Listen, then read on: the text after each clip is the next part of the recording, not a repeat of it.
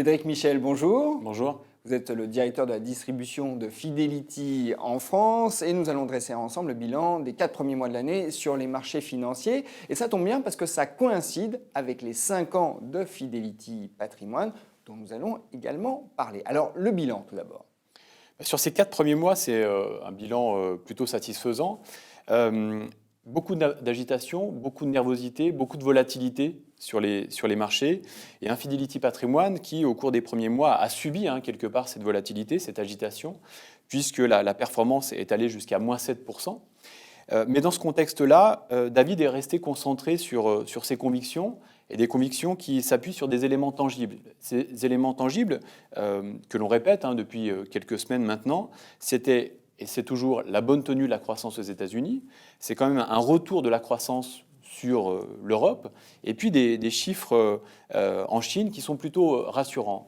Donc dans ce contexte-là, on est plutôt resté investi, et même mieux, c'est-à-dire que le 10 février dernier, donc quand tout allait au plus mal, façon de parler, broyé du noir. Oui. Exactement, David s'est renforcé sur les actifs risqués. C'est-à-dire qu'aujourd'hui, on est positionné depuis le 10 février dernier à 48% sur les actifs risqués qui sont composés à la fois d'actions et de matières premières. Et en termes de performance, qu'est-ce que ça a donné en termes de ces 4 mois? C'est très important, puisque je vous l'ai dit, il y a eu le passage à moins 7%.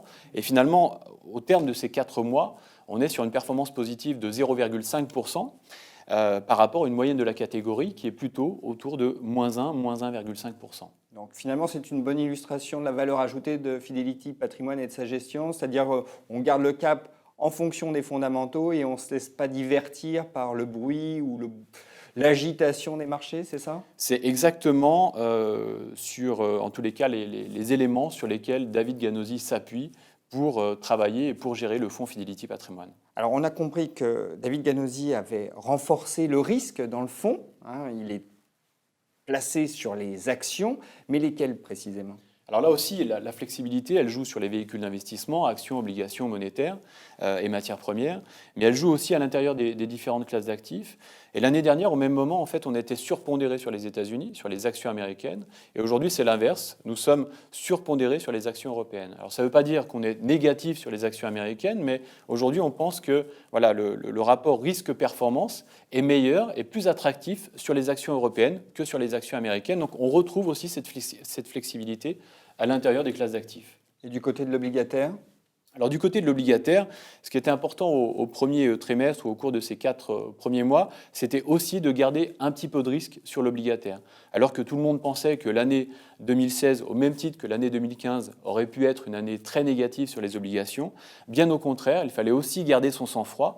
Et les obligations ont permis à la fois de, limiter la volatilité du portefeuille et de générer de la performance positive, puisque sur ces 4 premiers mois, on est sur la poche obligataire sur une performance positive de 2-3%. Donc 4 premiers mois agités, mais un bilan positif au final.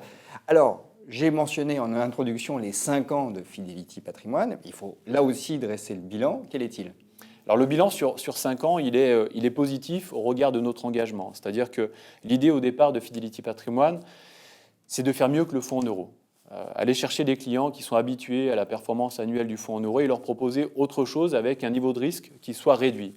Et donc le bilan sur 5 ans sur Fidelity Patrimoine, c'est une performance positive annualisée de 4,1%, avec cette volatilité qui est assez réduite, puisqu'on est sur une volatilité inférieure à 6%.